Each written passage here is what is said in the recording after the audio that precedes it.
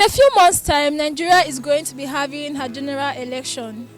If you live in the country, or maybe you live across any part of Africa, you will know that this is the hottest topic of discussion right now, as so many controversies have been unfolding day by day, if not from the ruling party, then definitely from the opposition party. Today I'm going to be talking to Nigerians to find out of all the aspirants who have declared their interest to sit as president of Nigeria, who do they think is fit to be in the position? Is it a Tinubu, an Atiku, a Peter Obi, or do we need a fresh face that has not been seen in the political scene? My name is Queen Kramer and you're watching Voice of the People on No Limit TV. So sir, out of all the aspirants that have come out to state their interest for the seat of the president, have you seen anyone that you feel like is capable enough to sit as our next president? Well, to the best of my own knowledge, with so far, at least I'm of age, the person I hope would take us to place, it should be a young, vibrant youth, educated, not all these people that have been there for so long, old, some 70-something and above. Young should be a young, vibrant person that will emerge new to lead us, that will know how to carry this country forward. In the first place, there's no best candidate. Since 1999, we've been choosing among the lesser evil. You know, maybe by Monday, we'll have a Tinubu from the APC.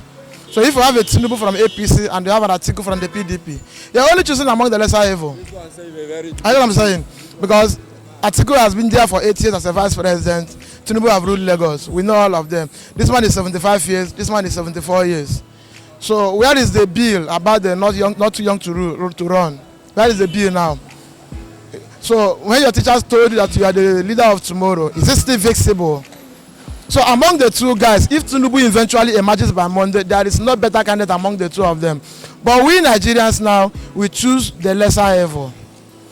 Personally myself, if Tinubu emerges, I would choose Atiku.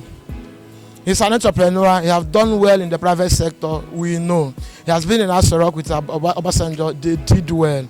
So having been in the Obudo House as the vice president for 8 good years, who have tried to be a president since 1992, who contested to be a president by 1992 the first time alongside MKO Abiola, he stepped down for King Gibe 1992. So I think having tried for 30 good years, I think we need to give him the chance. No, but he is not. If I'm to say, if we have other options, I don't think he stand any chance to be Nigerian president. But since there is no other person, I think Atiku should go.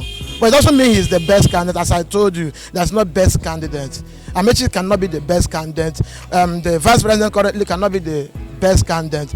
But when you see people who have this wealth of experience, who has been in politics for years, who have been agitating, who have been struggling, who have been like wanting to be a president, I think you give them the chance to see what they can do. Because had it been we didn't give Buhari this chance, people will be criticizing us for not allowing Buhari to rule Nigeria. We'll be hearing things like, had it been we allow Buhari, had it been we allow Buhari. Now Buhari has gone there. He has done his 8 years. We've seen the escalation of insecurity and the decadence in economy and every other things. So we need to give other people a chance. So at the end of the day, we will judge them by telling the world that those guys have nothing to offer. You've seen Buhari now, he has nothing to offer.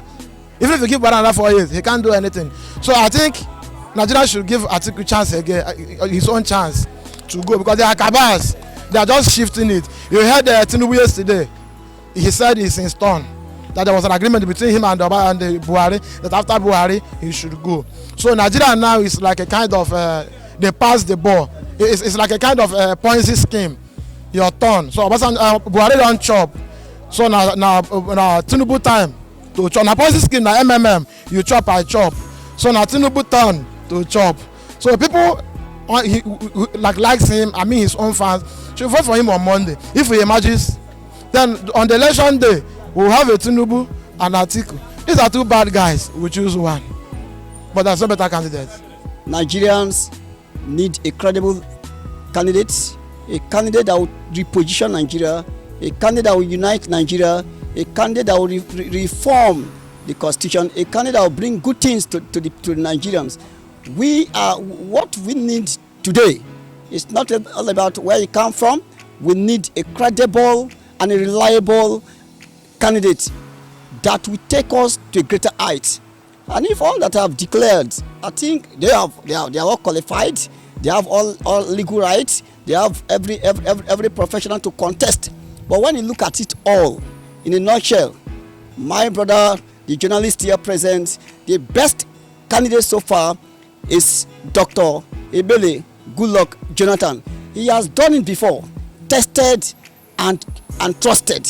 A man that has passion for his country, a man that has great passion for his country to develop Nigeria. He has done it before. You know, the economy was stable, the currency was stable, the petrol was stable, food item stable, everything stable. But today, see what we are suffering. Nigeria is a state of dilemma. Nigeria is suffering. Nigerians are crying. They are suffering. No jobs, no food for people. People are crying, begging for food because of harsh economy. People are dying. We are calling on Goodluck Jonathan. If he doesn't have the intention to come, I join all 1 million Nigerians to beg to call on him.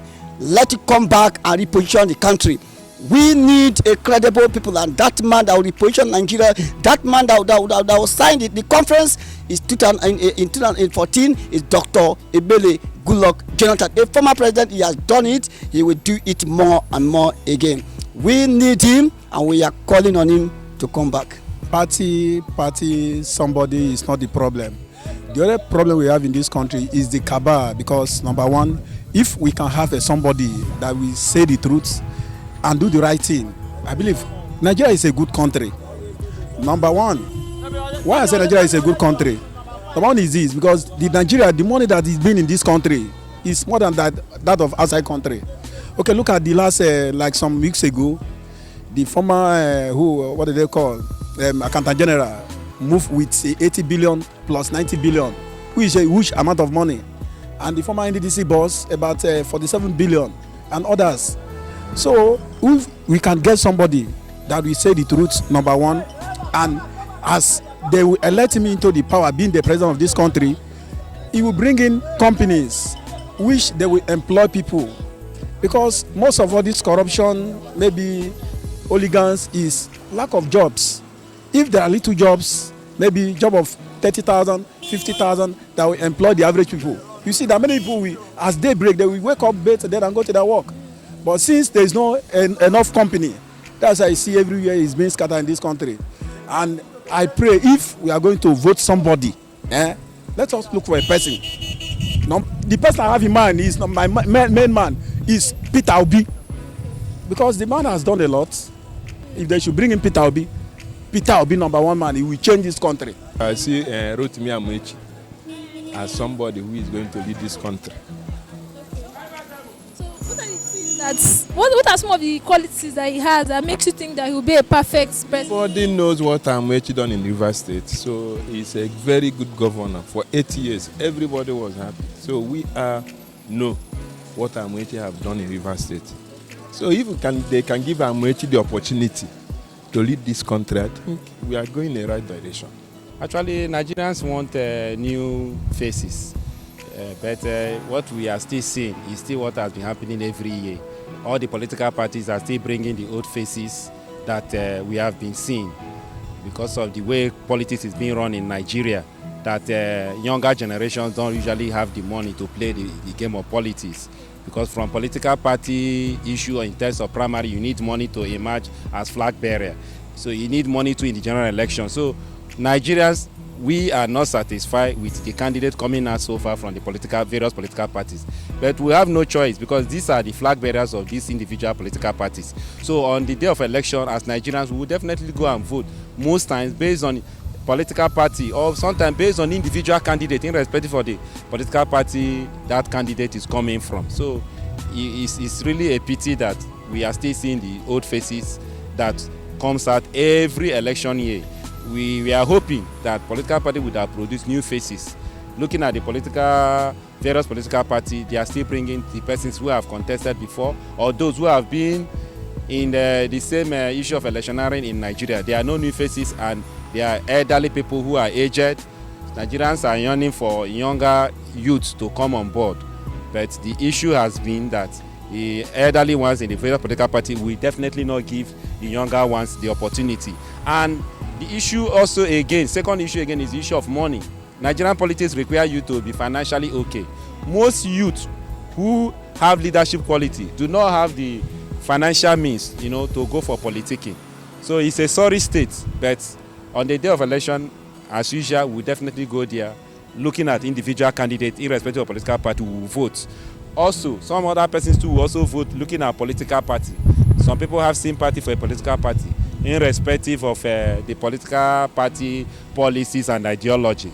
So that is the issue, that is the reality now in Nigeria.